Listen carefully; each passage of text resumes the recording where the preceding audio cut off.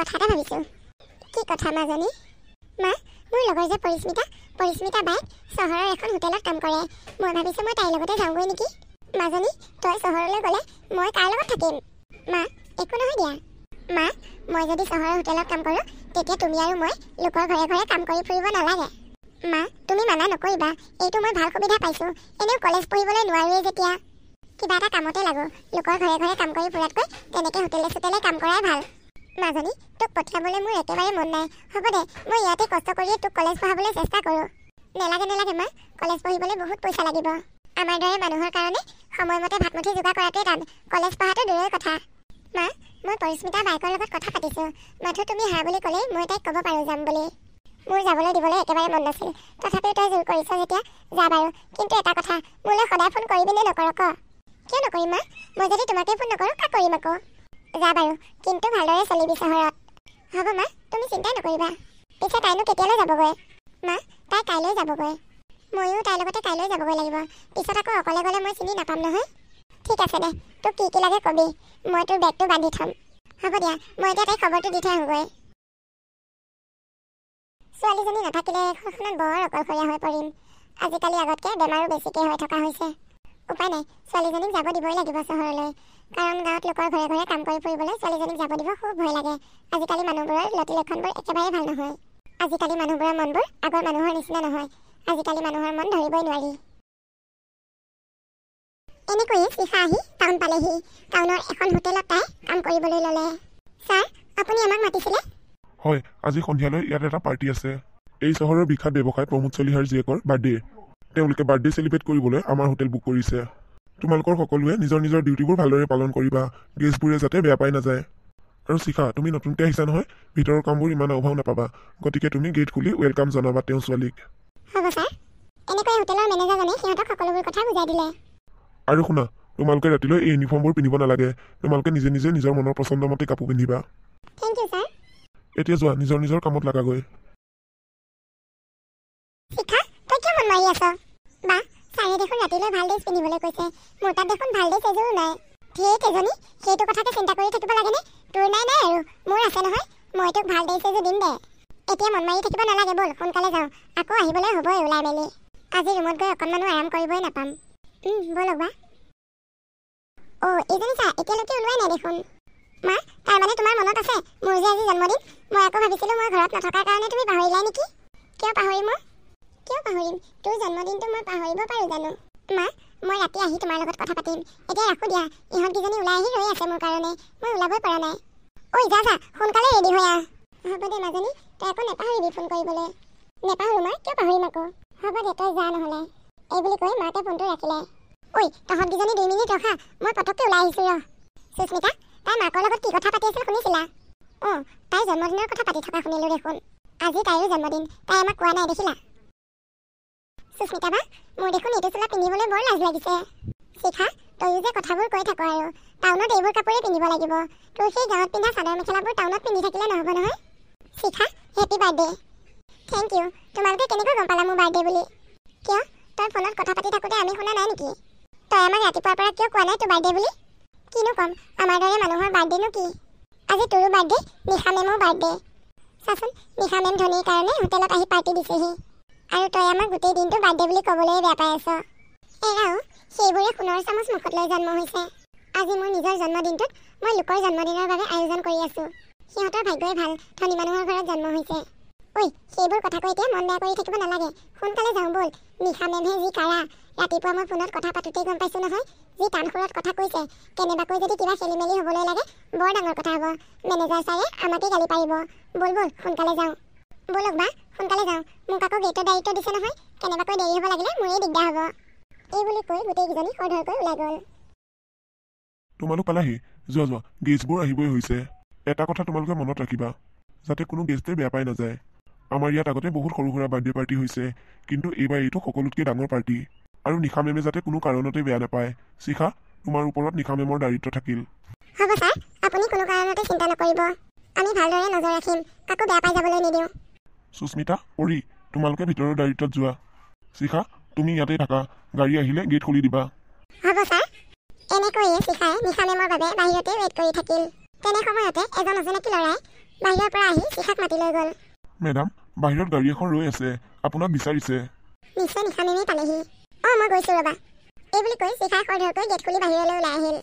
ল'ৰাজনো তাৰ পৰা নাইকিয়া হ'ল।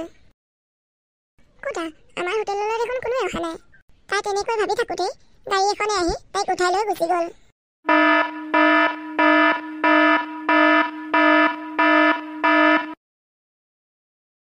মেডাম পাবহিয়ে হৈছে। এই শিখাজনীনো ক'লৈ গ'লগৈ?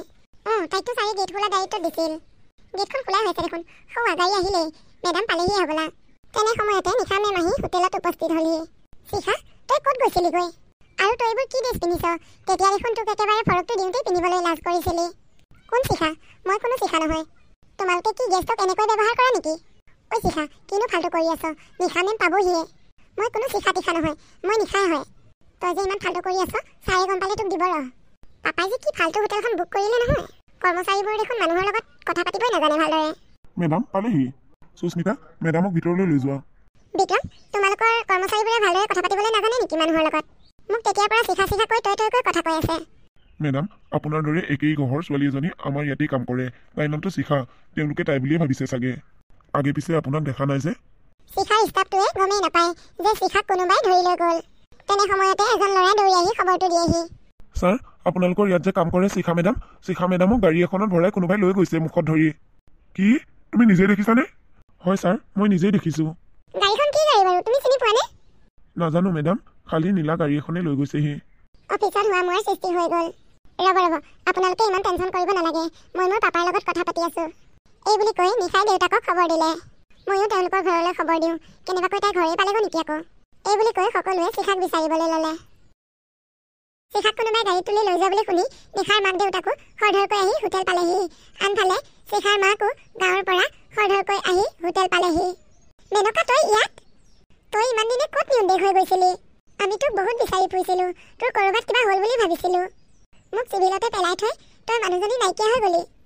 এতিয়া কি এইখন হোটেলতে কাম কৰ নে কি তই? নাই মেডাম মই কাম নকৰোঁ মেডাম, ইয়াত মই কাম নকৰোঁ। আৰে তই কান্দিছ কিয়? নেকান্দিবি ৰ। মেডাম মোক আপুনি ক্ষমা কৰি দিব। মই আপোনাৰ ওচৰত বহুত ডাঙৰ ভুল এটা কৰিছোঁ। পাৰিলে আপুনি মোক পুলিচতে গোটাই দিয়ক। আজি যে এই হোটেলৰ পৰা নাইকিয়া হৈছে ছোৱালীজনী, সেই ছোৱালীজনী আচলতে সেই ছোৱালীজনী তোৰ নেকি? ৰ তই চিন্তা নকৰিবি, আমাৰ এওঁ CBI লগাই দিছে। তেওঁ চহৰৰ ভিতৰতে আছে, বাহিৰ হৈ যাব পৰা নাই। তেওঁ পাব ৰ, সোনকালে ঘূৰাই পাব তেওঁক। তেনে সময়তে শিখা আহি হোটেল পায়হি। শিখা তই পালিহি? শিখা তোৰ কিবা অসুবিধা হৈছে নেকি? নাই একো অসুবিধা হোৱা নাই। মা তই ইয়াৰ পালিহি যে? মাজনী তোৰ খবৰটো পাই মই ৰৈ থাকিব নোৱাৰিলোঁ, মই আহি চহৰ পালোহি। সঁচাকৈ দেখোন ছোৱালীজনী মোৰ দৰে একেই দেখিবলৈ। মেডাম মই আজি আপোনাক এটা সঁচা কথা ক'ম। কি কথা ক আকৌ? মেডাম আপোনালোকে মোক বহুত বিশ্বাস কৰিছিল। আপুনি যেতিয়া হস্পিটেলৰ বেডত পৰি আছিল ছাৰে মোক বহুত বিশ্বাস কৰি আপোনাৰ কাষত থাকিবলৈ কৈছিল। ছাৰৰ হঠাতে অফিচৰ কিবা কাম হোৱাৰ কাৰণে ছাৰ আপোনাৰ লগত থাকিব নোৱাৰিলে। আৰু তেনে সময়তে আপোনাৰ ছোৱালী দুজনী জন্ম হৈছিল। আৰু মই লুভিয়ানীয়ে লোভ সামৰিব নোৱাৰি আপোনাৰ দুজনী ছোৱালী দেখি এজনী ছোৱালী মই চুৰ কৰি হস্পিটেলৰ পৰা লৈ গুচি আহিলোঁ। ডক্টৰে কৈছিল আপোনাৰ চেঞ্জ অহা নাই। মই আপোনাৰ চেঞ্জ অহালৈ ৰৈ নাথাকিলোঁ। ডাঙৰ ছোৱালীজনীক আপোনাৰ কাষত থৈ সৰু ছোৱালীজনীক লৈ মই হস্পিটেলৰ পৰা গুচি আহিলোঁ। তেতিয়াৰ পৰা মই চহৰ তহৰ চব বাদ দি গাঁৱত থাকিবলৈ ল'লোঁ। গাঁৱতে মই মানুহৰ ঘৰে ঘৰে কাম কৰি ফুৰোঁ। আৰু তেনেকৈয়ে শিখাক মই ডাঙৰ কৰিলোঁ। আপোনাৰ ডাঙৰ ছোৱালীজনীৰ নাম নিশা আৰু সৰু ছোৱালীজনীৰ নাম শিখা। ডক্টৰে যেতিয়া বাৰ্থ চাৰ্টিফিকেট উলিয়াব খুজিছিল মই তেতিয়া ডাঙৰ ছোৱালীজনীৰ নামটো নিশা বুলি কৈ তাৰ পৰা গুচি আহিছিলোঁ। আৰু সৰুজনীৰ বাৰ্থ চাৰ্টিফিকেট মই তাত নুলিয়ালোঁ, মই আহি গাঁৱৰ হস্পিটেলত উলিয়াইছোঁহি। তাইৰ নাম নিশা দিয়াৰ বাবে এই নাম মই শিখা দিলোঁ। তোক আমি বহুত বিশ্বাস কৰিছিলোঁ। তই যে আমাৰ লগত তেনেকুৱা কৰিবি আমি সপোনতো ভবা নাছিলোঁ। সঁচাকে ছোৱালীজনী ইমান ডাঙৰ হ'লহি, আজিলৈকে গম নাপালোঁ মোৰ যে দুজনী ছোৱালী জন্ম হৈছিল। তই বাৰু আমাক কমটো বিশ্বাসঘাতকতা কৰিলি নে? সঁচাকে আপুনি সেইটো ডাঙৰ ভুল কৰিছে, মোৰ ভণ্টি থাকিও নথকা। এতিয়া কিন্তু গম পালোঁ যেতিয়া ভণ্টিক আপোনাৰ হাতত এৰি নিদিওঁ, ভণ্টিক আমি লৈ যামগৈ। তাই কেনেকৈ হোটেলত কাম কৰিব দিব নোৱাৰোঁ। ভণ্টি আহচোন মোৰ ওচৰলৈ আহ। বা সঁচাকে মই ইমান দিনে আপোন মানুহবোৰৰ মৰমৰ পৰা বঞ্চিত হৈ আছিলোঁ। মা তুমি এনেকুৱা ভুল কিয় কৰিছিলা? মোক মোৰ নিজৰ জন্ম দিয়া মা দেউতাৰ পৰা কিয় চুৰ কৰি লৈ আহিছিলা? তোমাক মই বহুত বেয়া পাইছোঁ মা। মাজনীও তই মোৰ ভুল নুবুজিবি, মোৰ কোনো ল'ৰা ছোৱালী নাছিল, সেইবাবে তোক মই চুৰ কৰি লৈ আহিছিলোঁ। এতিয়া আৰু তই মোৰ লগত যাব নালাগে, তই তোৰ জন্ম দিয়া মা দেউতাৰ লগতে যাবিগৈ। নহ'ব মই অকলে নাযাওঁ, মোৰ লগত তুমিও যাব লাগিব। তুমি যি ভুল কৰিছিলা সেইবোৰ আগতেই কৰিলা, কিন্তু আজি ইমান দিনে তুমি মোক তুলি তালি ডাঙৰ দীঘল কৰিলা। গতিকে এই বুঢ়া বয়সত মই তোমাক এৰি অকলে নাযাওঁ। মোৰ লগত তুমিও যাব লাগিব। মা, পাপা, তোমালোকে মোৰ মাকো তোমালোকৰ লগত যাবলৈ দিবানে? তাই যোৱাত আমাৰ কোনো আপত্তি নাই, কিন্তু তাই আকৌ আগৰ দৰে কিবা ডাঙৰ ভুল কৰে বুলিহে ভয়। এইবাৰ মই তোমালোকক কথা দিছোঁ, মোৰ মায়ে তেনেকুৱা একো ভুল নকৰে।